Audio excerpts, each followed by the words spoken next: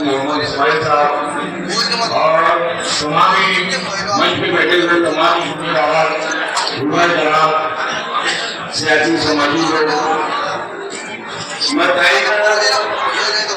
मेरी ओर से, मेरे परिवार की ओर से और मालेगांव शहर की ओर से आपको मुबारकबाद पेश करता हूँ। आपके परिवार को हम मुबारकबाद पेश करते हैं।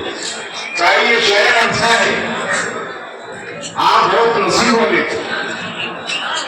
दुनिया का उम्र में आप खासदार बने हो, इंसान से आप इलेक्शन लड़ाए, मेरे को ऐसा लगता है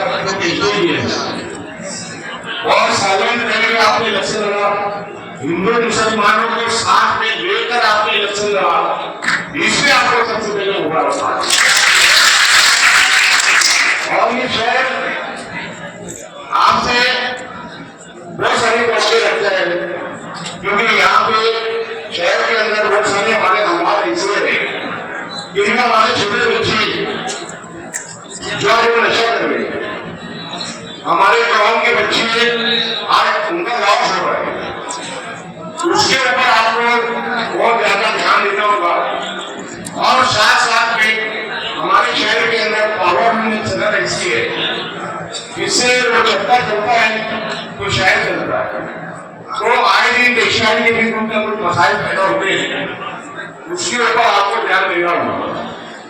आपको हमारे भाई नौजवान बच्चे बच्चियां जो यह शहर में जो कॉलेजेस नहीं है, वो कॉलेजेस आप यहाँ लाओ, जहाँ भी मालेगांव शहर की आवाम की जरूरत पड़ेगी, आपको खाने लगाना खड़े रहेगा।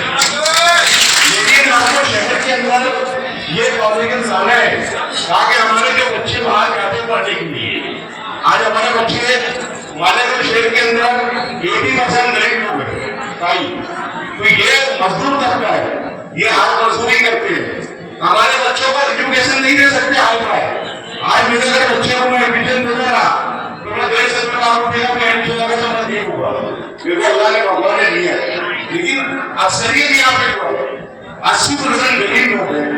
यहाँ पे ऐसे बच्चों का कोई स्कूल ऐसा हो जो यहाँ पे डोनेशन जो 1 लाख रुपये 50,000 रुपये लिया जाता है, तो हमारे यहाँ के जो बच्चे हैं वो प्राइवेट स्कूल में मजबूत उनको डालना पड़ता है।